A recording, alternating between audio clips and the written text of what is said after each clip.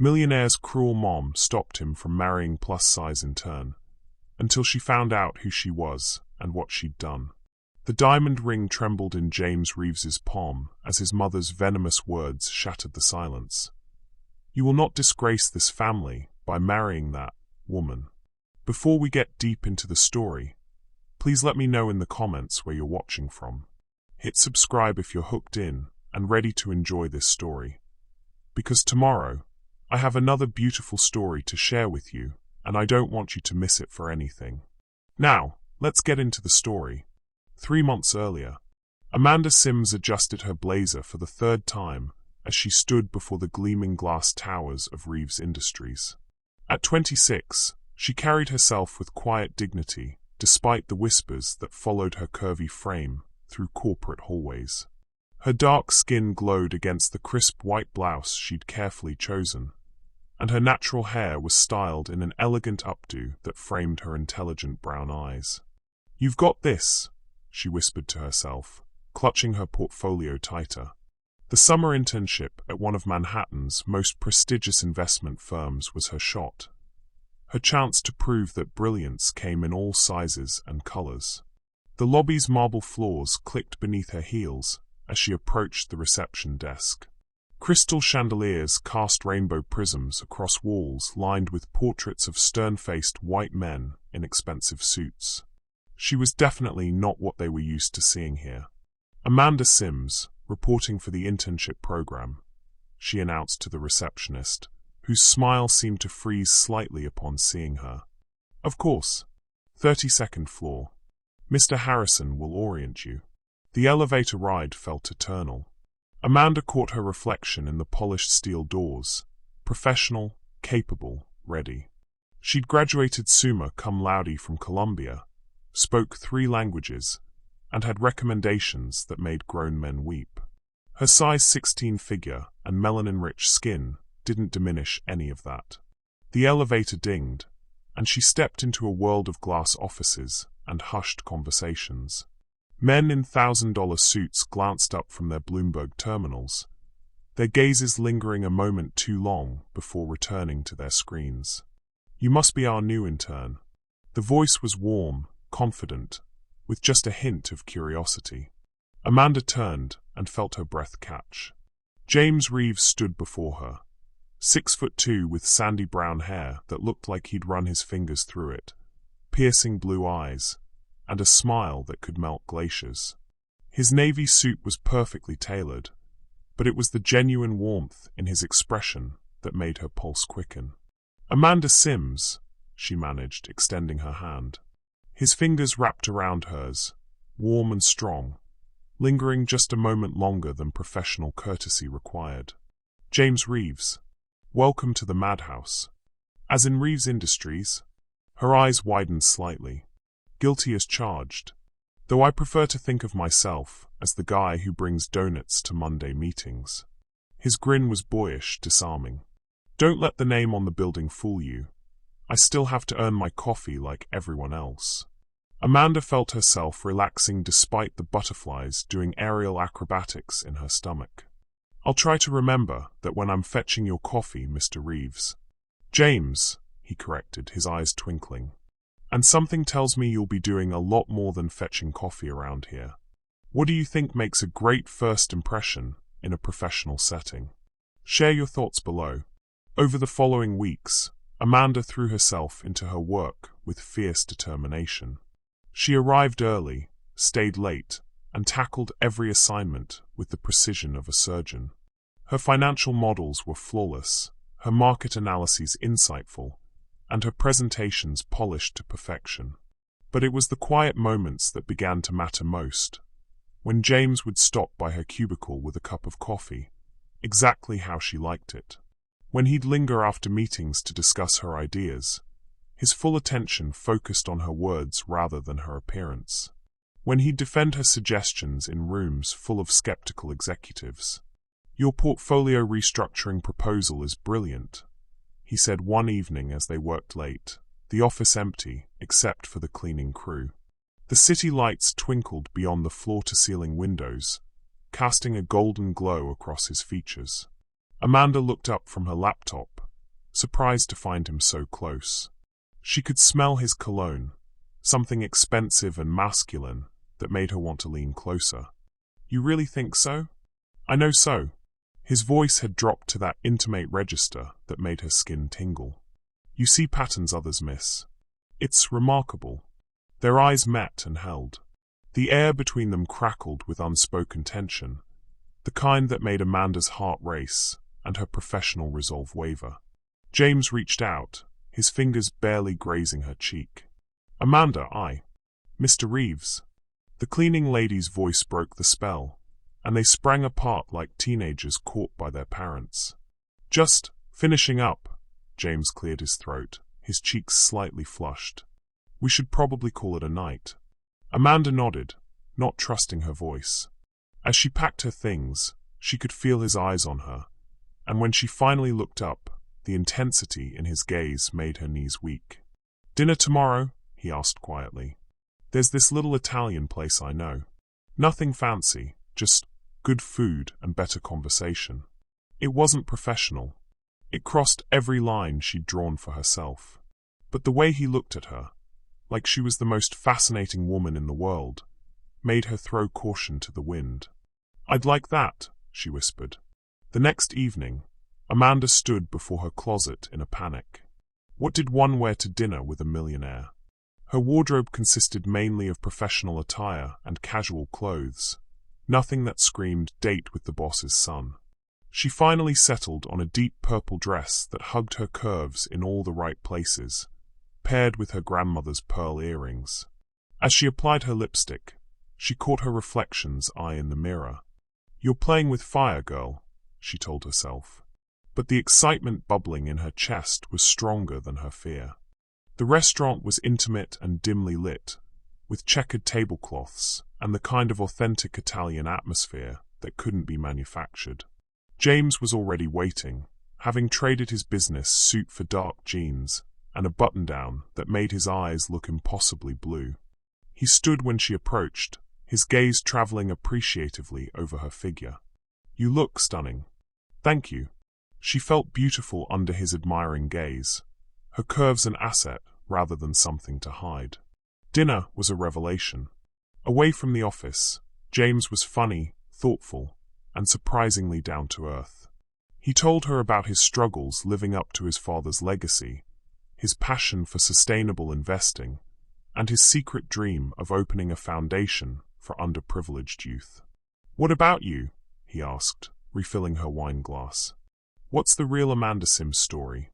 She hesitated, then found herself opening up about growing up in Detroit, her mother's 3 jobs to pay for her education, the scholarships and student loans that made Columbia possible. She told him about the professors who believed in her, the classmates who didn't, and the burning desire to prove that success wasn't reserved for people who looked like him. "You're incredible," he said softly, his hand covering hers on the table. "The way you've fought for everything you have, it's inspiring." His thumb traced circles on her skin, sending shivers up her arm. The restaurant seemed to fade away until there was only him, only this moment, only the connection sparking between them like live wire. "James," she began, but he was already leaning closer, his eyes dropping to her lips. "I know this is complicated," he murmured. "I know there are 1,000 reasons why we shouldn't." "Then don't give me reasons," she whispered, meeting him halfway. Their first kiss was soft, tentative, a question asked and answered. Then his hand cupped her face, and she melted into him, tasting wine and possibility on his lips. When they finally broke apart, both were breathing hard.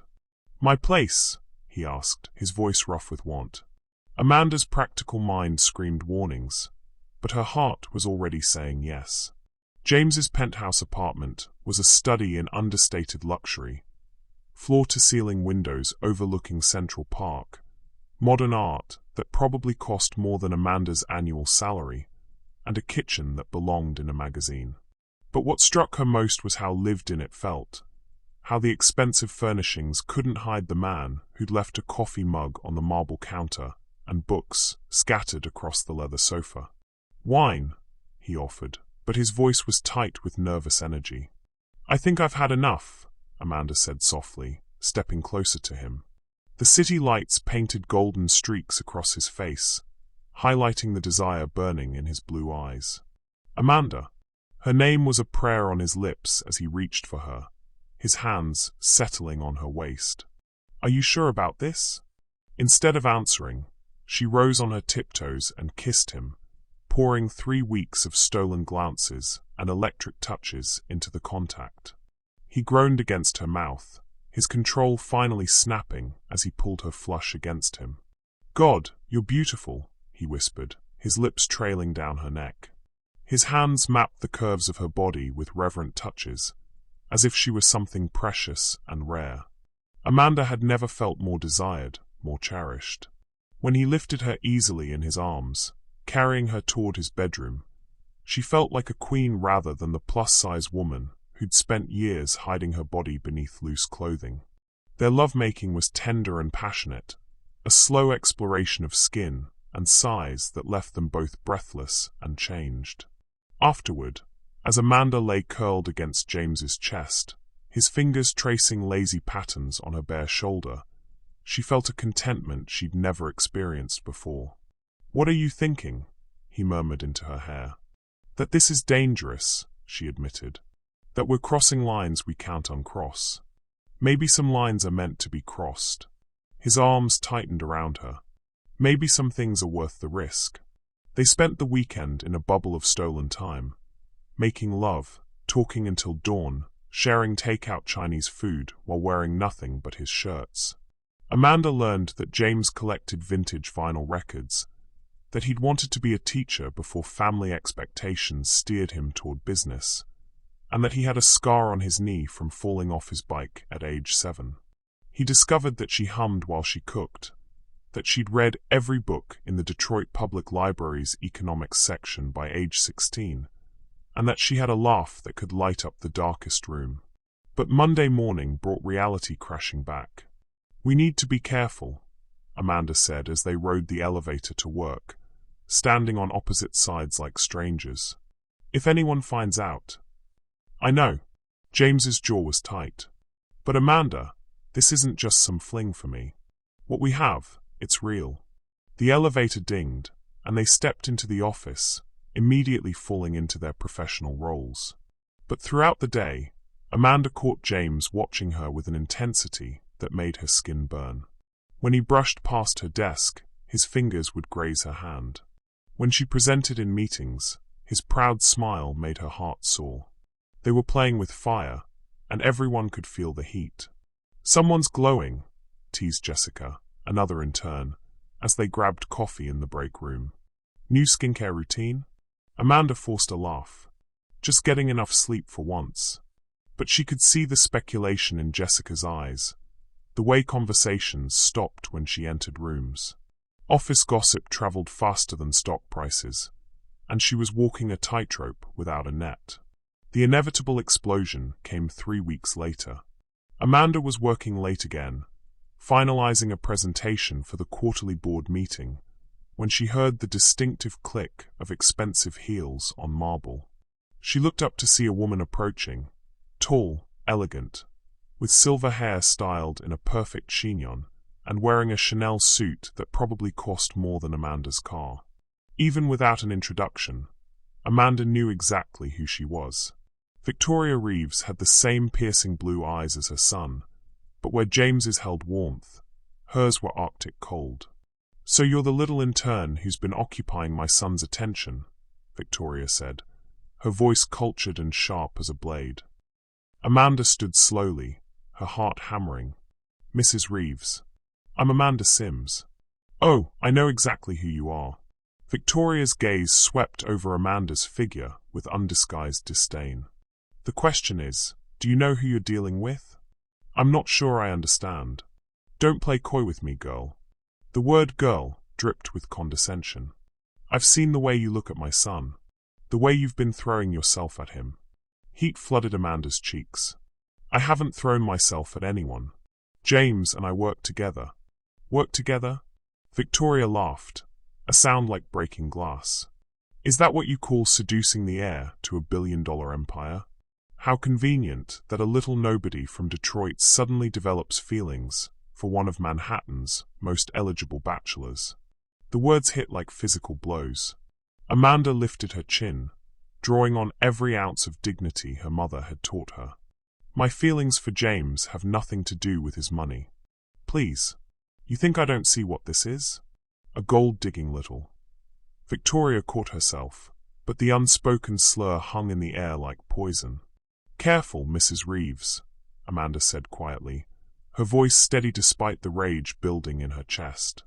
Your prejudice is showing. Victoria's eyes flashed dangerously. Prejudice?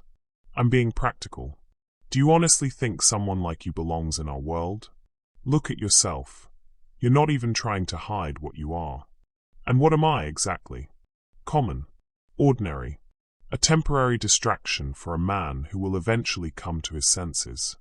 Victoria stepped closer, her voice dropping to a venomous whisper. You're a phase, dear. A rebellion against everything he was raised to value. But phases end, and when this one does, you'll be nothing but an embarrassing memory.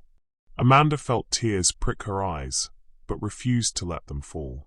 James doesn't see me that way. James is thinking with something other than his brain right now. But I assure you, that won't last. Victoria's smile was cruel. Men like my son don't marry women like you. They use them, enjoy them for a while, then move on to someone appropriate. Someone who fits. You don't know your son at all if you think. I know my son better than anyone.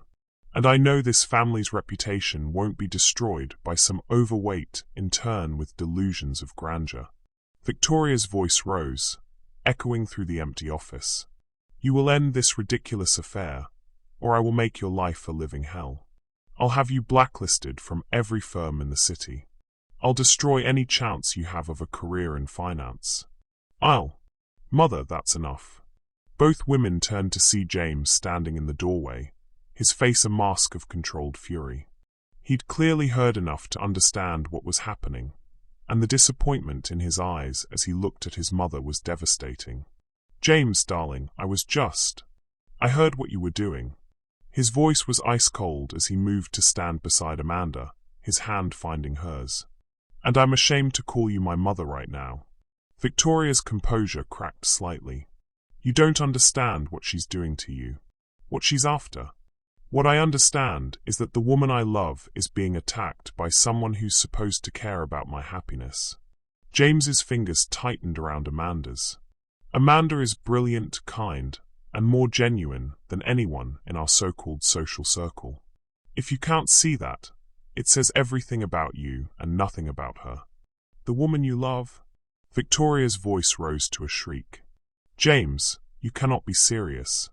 This is infatuation, nothing more. You'll ruin everything your father built, everything our family stands for. Our family stands for success through hard work and integrity.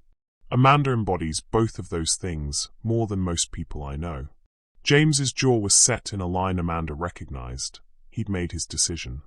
I won't let you or anyone else treat her this way. Victoria's face had gone pale, then flushed red with rage. If you continue this relationship, you'll leave me no choice. I'll cut you off, remove you from the company. You'll have nothing. The threat hung in the air like a sword. Amanda felt James's hand tremble slightly in hers, and her heart broke for him.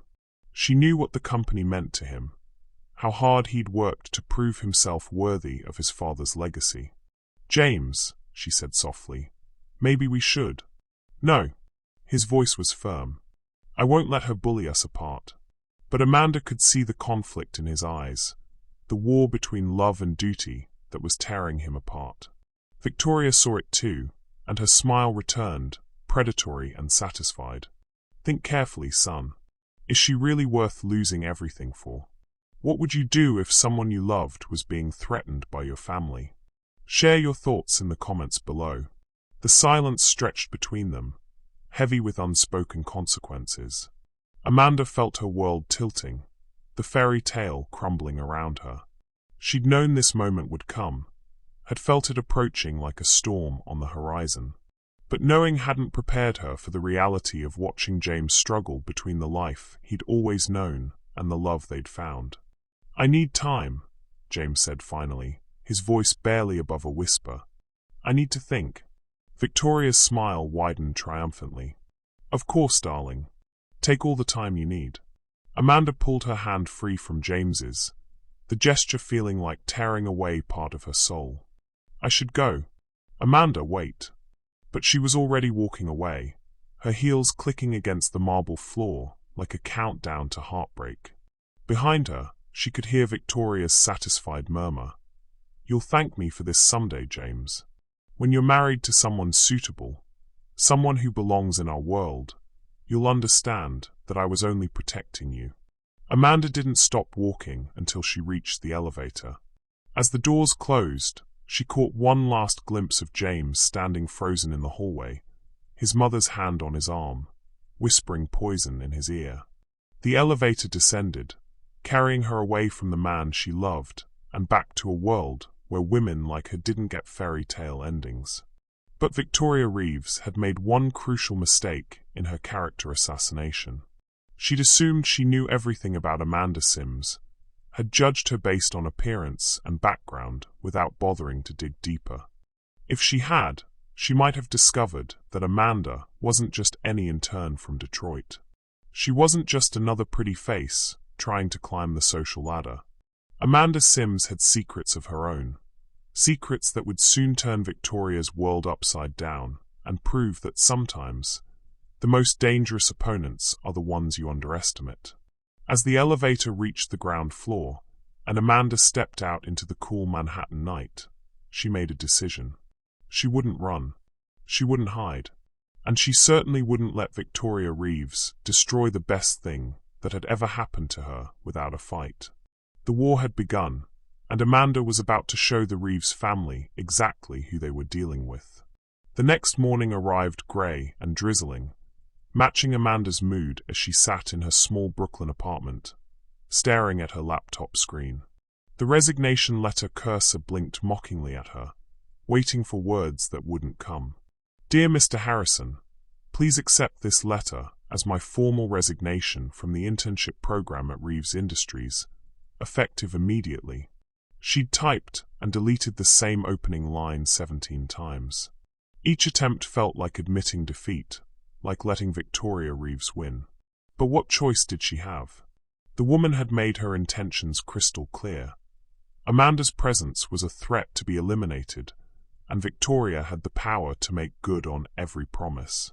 Her phone buzzed with another text from James. She'd ignored the previous 12. "Amanda, please. We need to talk. Don't let her win like this. Meet me for coffee. Anywhere you want. Just give me a chance to explain. I meant what I said last night. I love you." That last message made her chest tighten with longing and pain. She believed he loved her, had felt it in every touch, every stolen glance, every whispered word in the darkness. But love wasn't always enough to overcome the weight of family expectations and billion-dollar legacies. A knock at her door interrupted her spiraling thoughts. Amanda frowned. She wasn't expecting anyone, and her neighbors rarely bothered with social calls. She peered through the peephole and gasped. James stood in her hallway, looking haggard and desperate. His usually perfect hair was disheveled, his expensive suit wrinkled as if he'd slept in it. Dark circles shadowed his eyes, and his jaw was rough with stubble. "I know you're in there," he called softly. "Your car's in the parking lot, and Mrs. Chun from 3B told me she saw you come home last night." Amanda pressed her forehead against the door, torn between the urge to throw it open and the need to protect what remained of her heart. "Please, Amanda. Just 5 minutes. If you still want me to leave after that, I will." Against her better judgment, she unlocked the door. James stepped inside, his eyes immediately taking in her modest apartment. The second-hand furniture she'd carefully arranged, the books stacked on every available surface, the framed photo of her and her mother at her Columbia graduation. "You look terrible," she said, crossing her arms defensively. "I feel terrible." His voice was raw. "I haven't slept. Haven't eaten. I keep replaying last night, thinking of all the things I should have said differently. Like what? That your mother was right? That I don't belong in your world? The words came out sharper than she intended, but the wound was still too fresh. Like that I should have told her to go to hell the moment she opened her mouth. James stepped closer, his eyes blazing with intensity. Like that I should have made it clear that you're not going anywhere, that we're not going anywhere, regardless of what she thinks. Amanda's resolve wavered. James, you saw what she's capable of. The threats she made are empty. She's bluffing. Are you willing to bet your entire future on that? Amanda shook her head. Because I'm not willing to let you sacrifice everything for me. Your family's company, your inheritance, your relationship with your mother. None of that matters without you. He reached for her hands, his touch warm and familiar. Amanda, I've spent my whole life trying to live up to other people's expectations. Being the perfect son, the perfect heir, the perfect everything. But with you, I get to just be James. Just be myself. Tears pricked her eyes. And I've spent my whole life fighting to prove I belong in rooms where people look at me and see everything I'm not. I'm tired, James. I'm tired of fighting. Then don't fight alone. His thumbs traced circles on her knuckles. Let me fight with you. Let me fight for you. For a moment, Amanda allowed herself to believe it could be that simple. That love could conquer prejudice and family pressure and the weight of social expectations. But reality crashed back in, cold and unforgiving. What happens when she follows through on her threats? When she has me blacklisted from every firm in the city? When she cuts you off from everything you've worked for? Amanda pulled her hands free. I won't be responsible for destroying your life. You're not destroying anything. You're the best thing that's ever happened to me. James's voice cracked with emotion. Amanda, I'm going to marry you. With or without my mother's blessing. With or without the company. With or without a damn penny to my name. I'm going to marry you because I can't imagine a life without you in it. The words hit her like a physical blow. Marriage. He was talking about marriage, about forever, about building a life together despite the obstacles in their path. James, she whispered. I know it's crazy. I know we've only been together for a few weeks. But I've never been more certain of anything in my life. He dropped to one knee right there in her tiny living room, pulling a small velvet box from his jacket pocket. Amanda Sims, will you? Stop. The word tore from her throat. Please just stop. James froze, the ring box trembling in his hands. Amanda, I can't. Tears were streaming down her face now. I can't let you throw your life away for me. I won't be the reason you lose everything that matters to you. You're what matters to me. Today, maybe. But what about tomorrow? What about next year when the novelty wears off and you realize what you've given up? Amanda wrapped her arms around herself, trying to hold the pieces together. What happens when you start to resent me for the life you could have had? James stood slowly, his face pale. You really think I'm that shallow? That my feelings for you are just some kind of rebellion? I think you're a good man who's caught between two worlds. And I think your mother knows exactly which buttons to push to make you choose the world you were born into. The silence stretched between them, heavy with unspoken truths and broken dreams. Finally, James pocketed the ring box, his movements mechanical. So that's it? You're just giving up? I'm being realistic. Amanda's voice was barely above a whisper. People like me don't get fairy tale endings, James. We get by, we survive, we make the best of what we have. But we don't get the prince. Bullshit. The vehemence in his voice startled her. That's your fear talking, not reality. You're brilliant, beautiful, and stronger than anyone I know.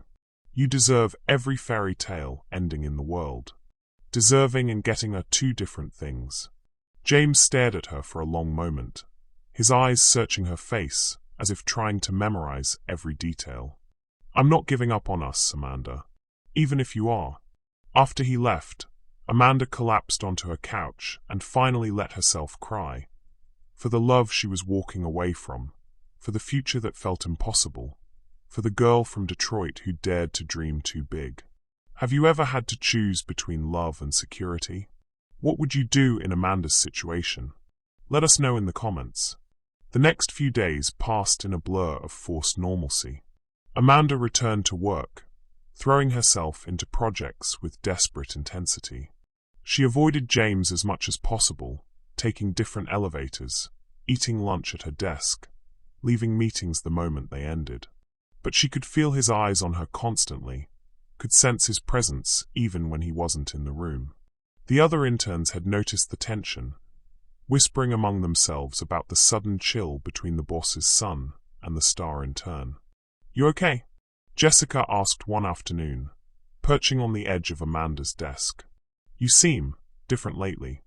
"Just focused on work," Amanda replied without looking up from her computer screen. "Right.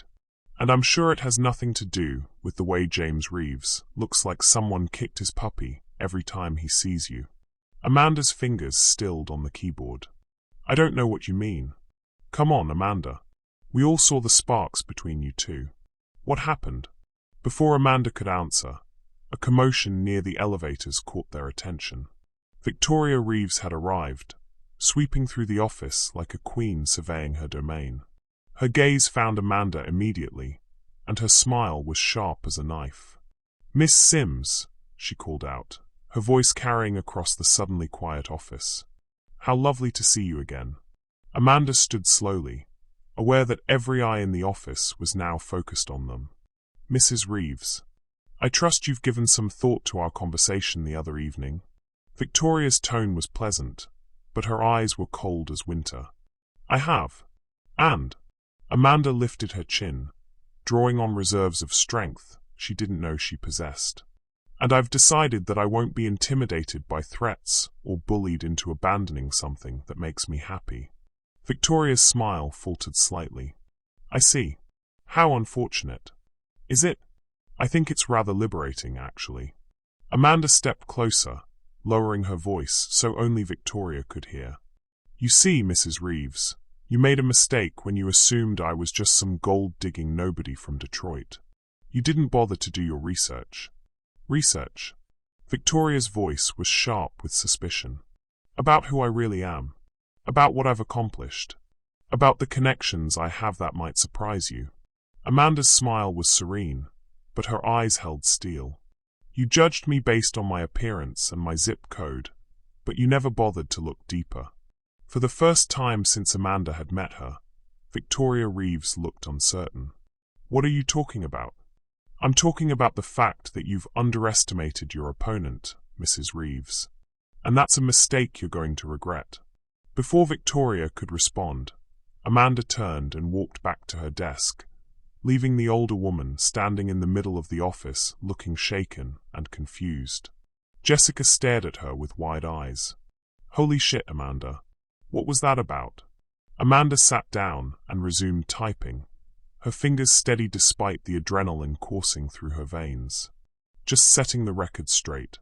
But inside, her heart was racing. She'd just declared war on one of the most powerful women in Manhattan, and she had no idea if she had the ammunition to win. What Victoria didn't know, what no one at Reeves Industries knew, was that Amanda Sims had been keeping a secret. A secret that would change everything once it came to light. The question was, would she have the courage to reveal it before Victoria destroyed everything she cared about? As if summoned by her thoughts, her phone buzzed with a text from an unknown number. "Time to stop hiding, little sister. The family needs you." Amanda's blood ran cold. After 3 years of silence, they'd found her. And their timing couldn't be worse, or better, depending on how she chose to play this. The game was about to change completely. Amanda stared at the text message until the words blurred together. "Time to stop hiding, little sister. The family needs you." Her hands trembled as she set the phone down, memories she'd buried deep threatening to surface. 3 years. 3 years of carefully constructed anonymity, of using her mother's maiden name, of hiding from a legacy that both defined and terrified her. But now, with Victoria Reeves breathing down her neck and James's heart hanging in the balance, Maybe it was time to stop running. Her phone rang, the caller ID showing a number she'd memorized, but never saved. With shaking fingers, she answered. "Hello, Marcus." "Amanda." Her brother's voice was warm, familiar, tinged with the slight accent that came from years of international business. "It's been too long." "Not long enough." The words came out harsher than she intended. "How did you find me?" "You're my sister. Did you really think you could disappear forever?" Marcus chuckled, but there was concern beneath the humor. "Besides, your face has been all over the financial news blogs. Rising star intern at Reeves Industries. Very impressive work on the Morrison account, by the way." Amanda's stomach dropped. If Marcus had seen the coverage, then others had too. Her carefully maintained cover was crumbling. "What do you want, Marcus?" "To talk. To see you. To remind you that running away from who you are doesn't change the facts."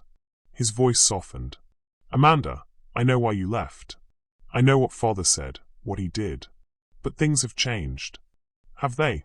Bitterness crept into her voice. Is he suddenly proud to have a daughter who doesn't fit his image of perfection? Does he finally accept that I'm more than just a disappointment in a size 16 dress? "He's dying, Amanda." The words hit her like a physical blow. She gripped the edge of her desk, the office around her suddenly feeling too small, too bright, too real. "What?"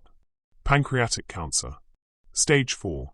The doctors give him maybe 3 months."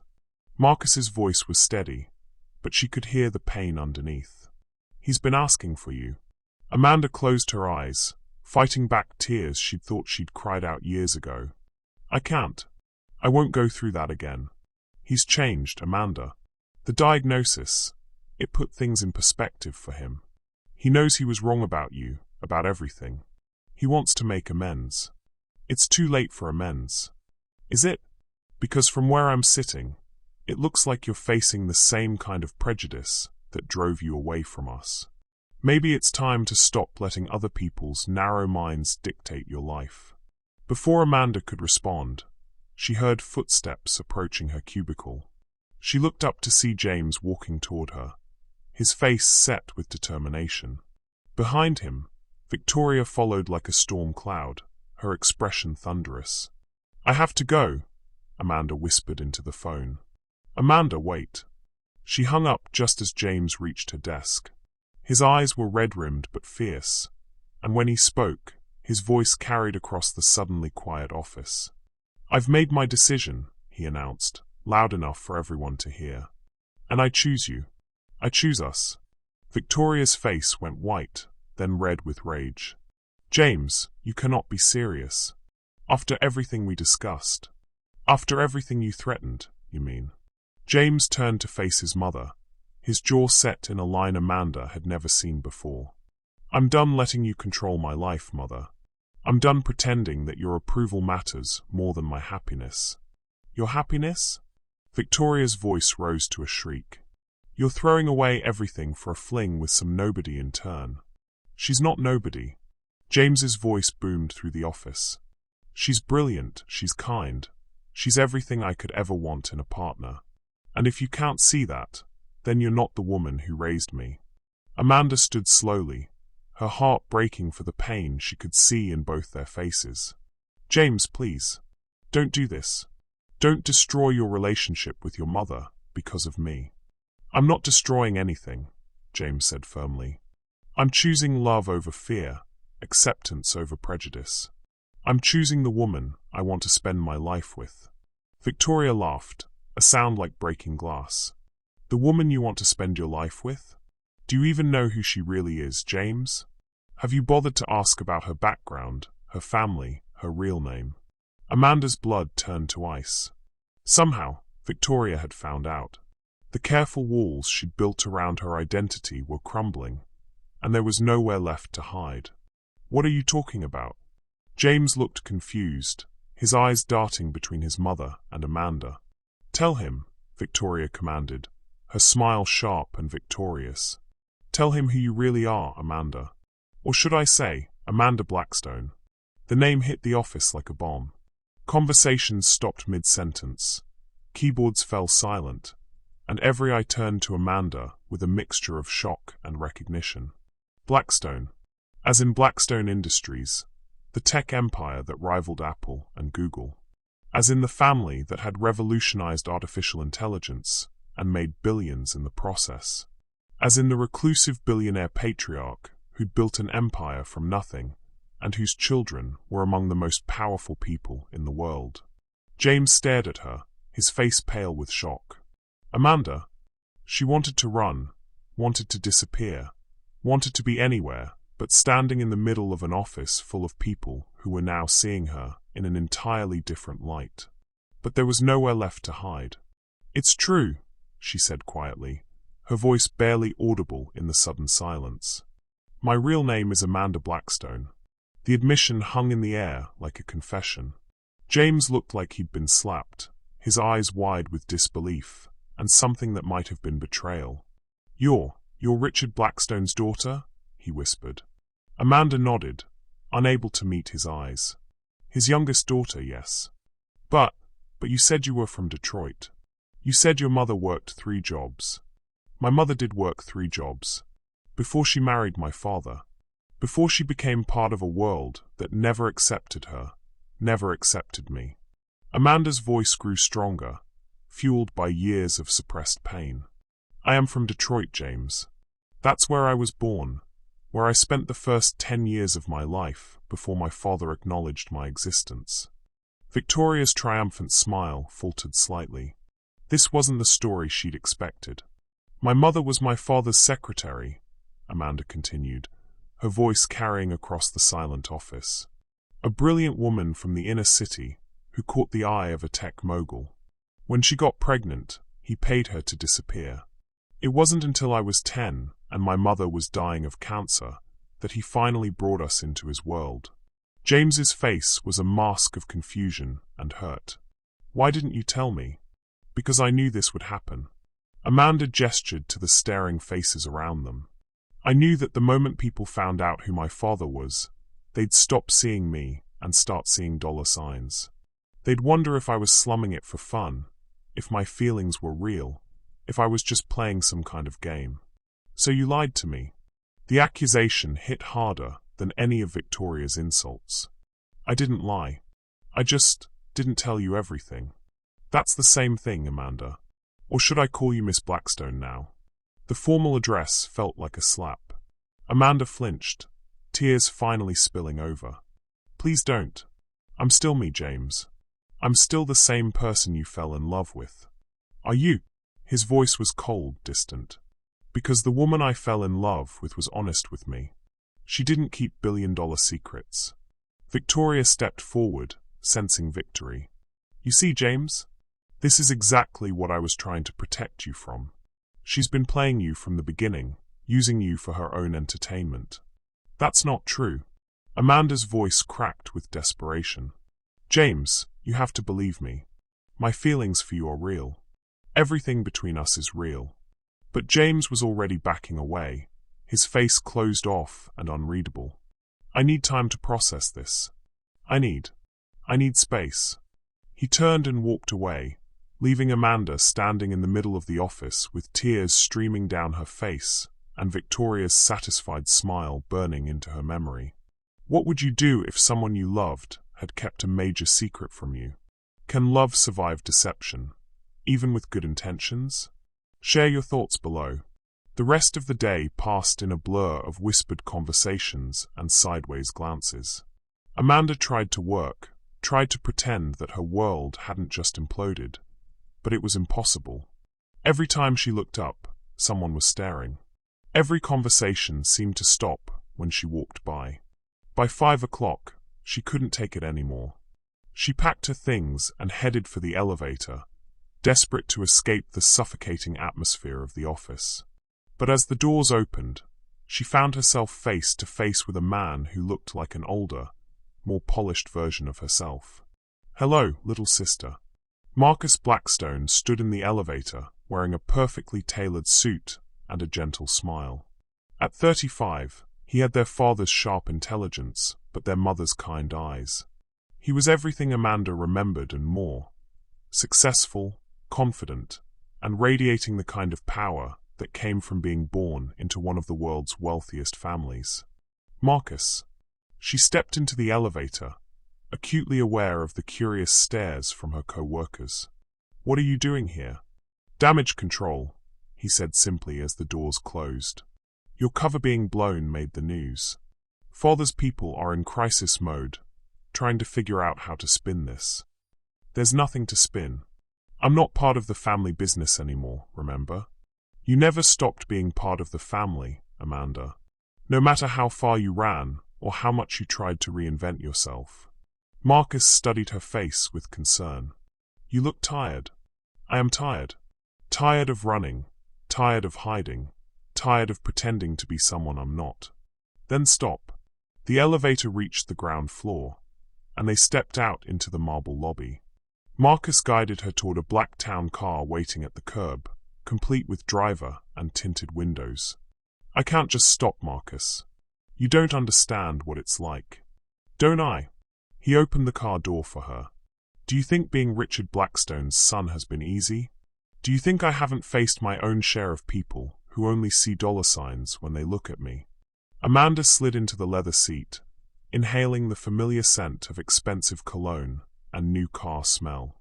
"It's different for you. You fit the mold. You're everything father wanted in an heir. And you're everything he needed in a daughter, even if it took him too long to realize it." Marcus settled beside her as the car pulled into traffic. "Amanda, he's proud of you. What you've accomplished at Columbia, your work at Reeves Industries, he's been following your career. He's been spying on me, you mean? He's been loving you from a distance because you wouldn't let him do it up close." Marcus's voice was gentle but firm. "I know he hurt you. I know his reaction when you gained weight in college was cruel and unforgivable. But people change, Amanda.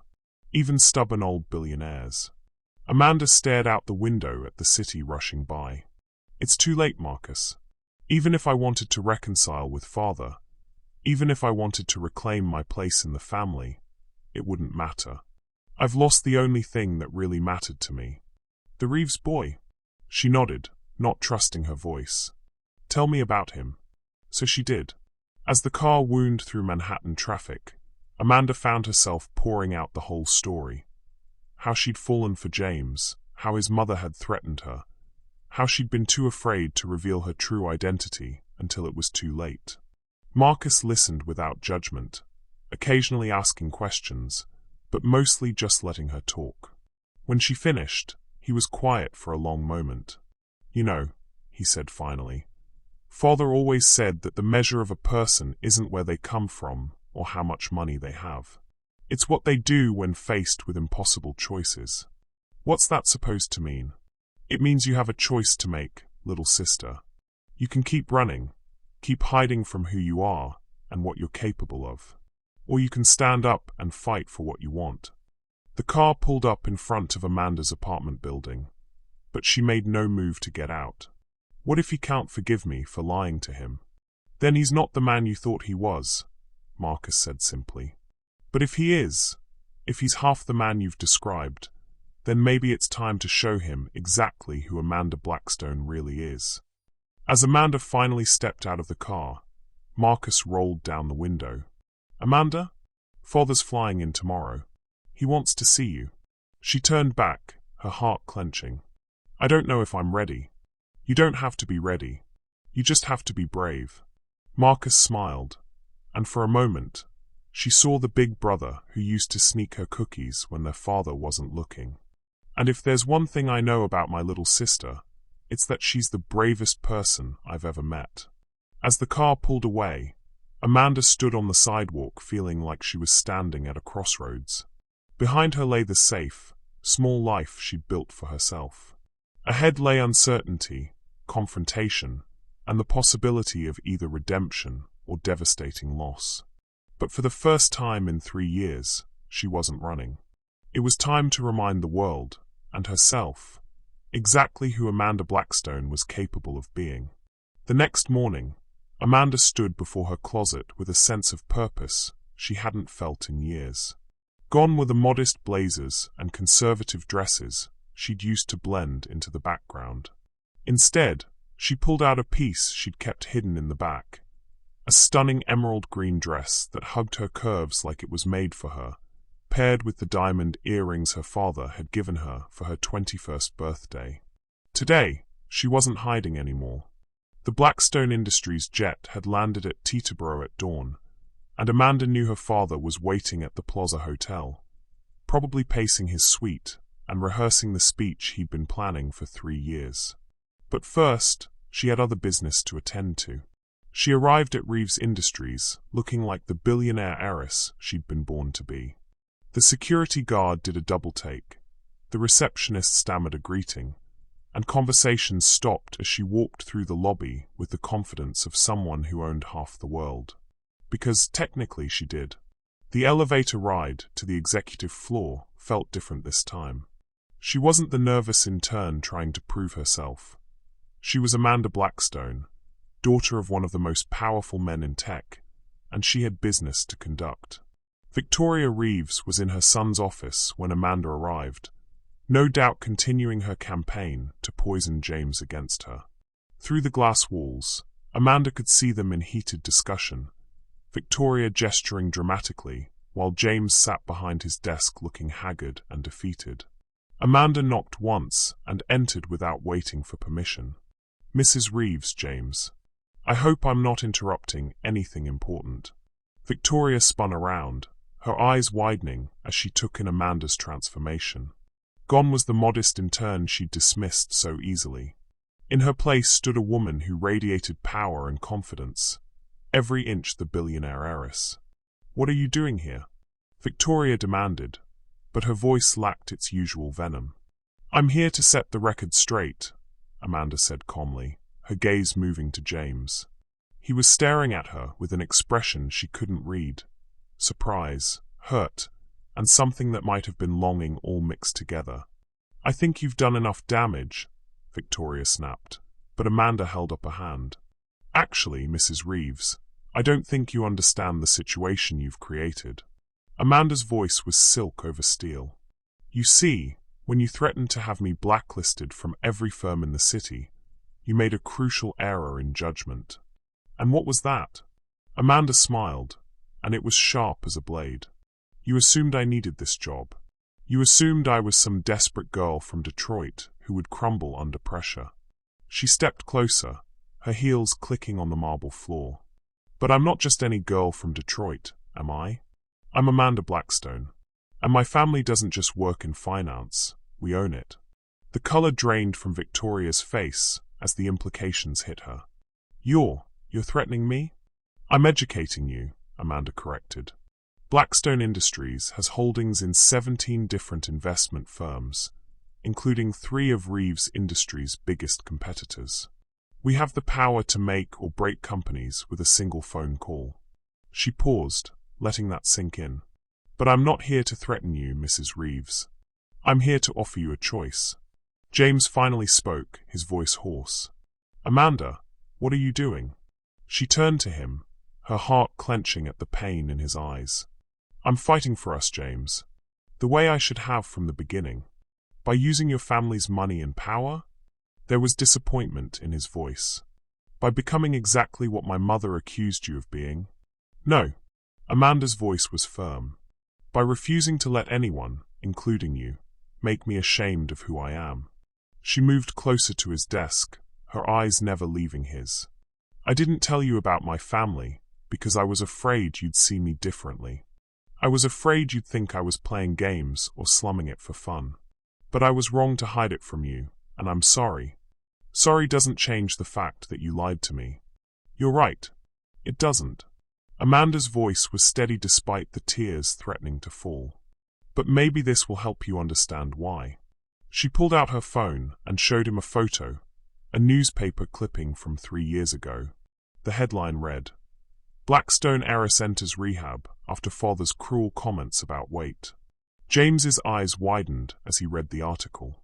"Amanda, my father held a press conference to announce a new health initiative for his company," Amanda said quietly. A reporter asked about family involvement, and he said, and I quote, My daughter would be a poor spokesperson for health and wellness, given her obvious struggles with self-control. Her voice cracked slightly.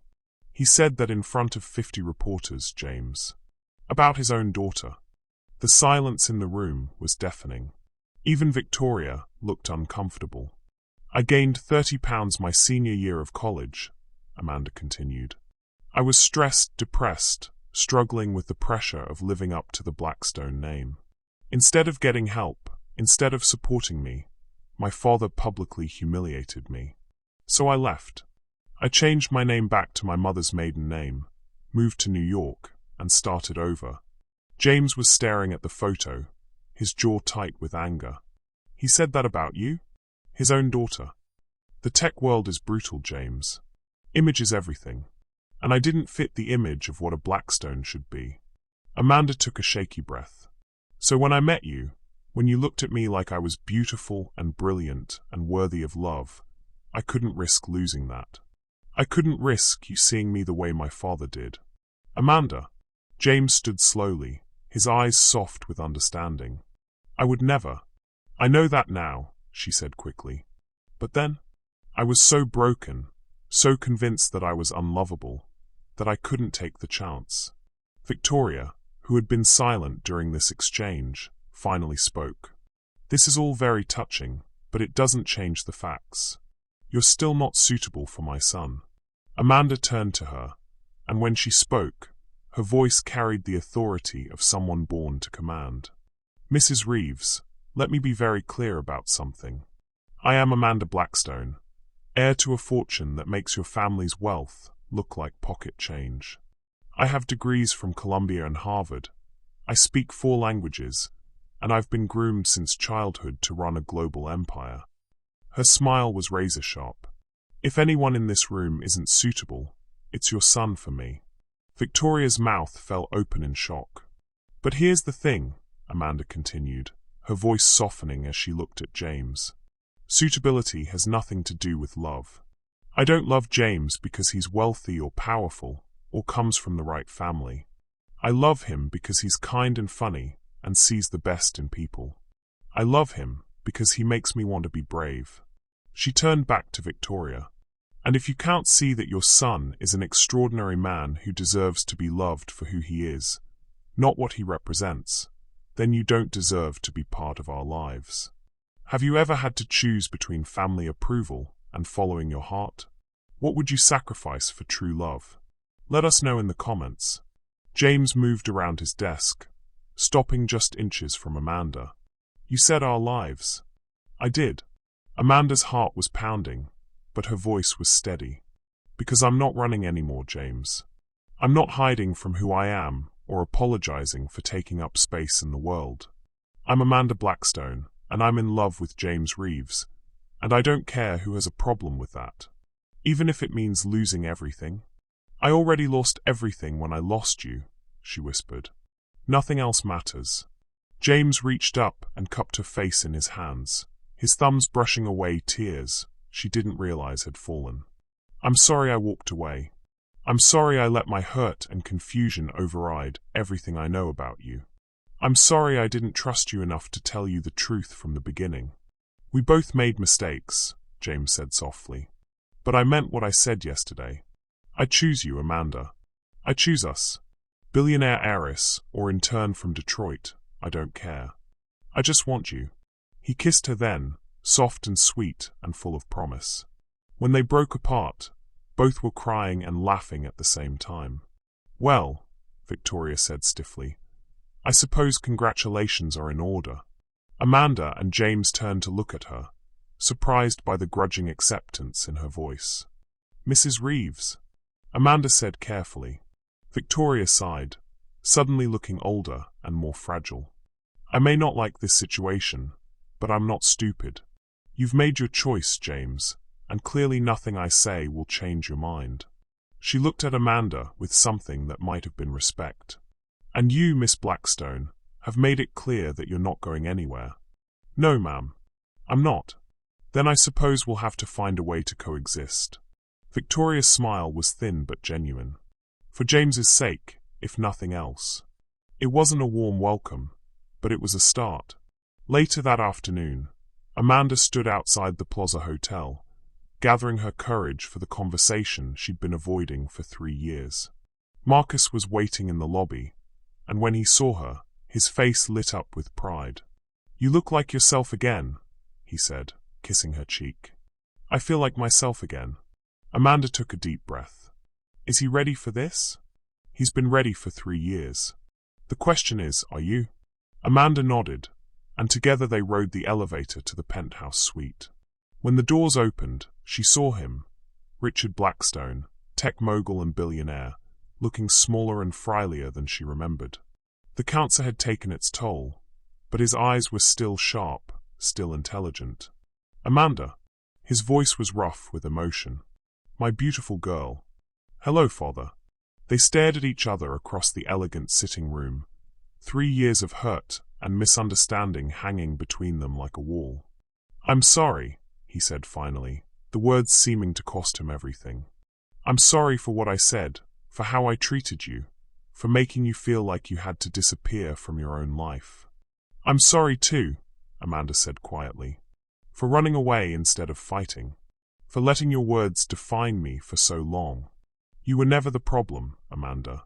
I was so focused on image, on what people would think, that I forgot what really mattered." Richard's eyes filled with tears. "You're brilliant and strong, and everything I could have hoped for in a daughter. I should have been proud of you, not ashamed." "I know." Amanda moved closer, her own tears falling freely. "And I forgive you." When they embraced, it felt like coming home. 6 months later, Amanda stood in the bridal suite at the Plaza Hotel, surrounded by her bridesmaids and feeling like the luckiest woman in the world.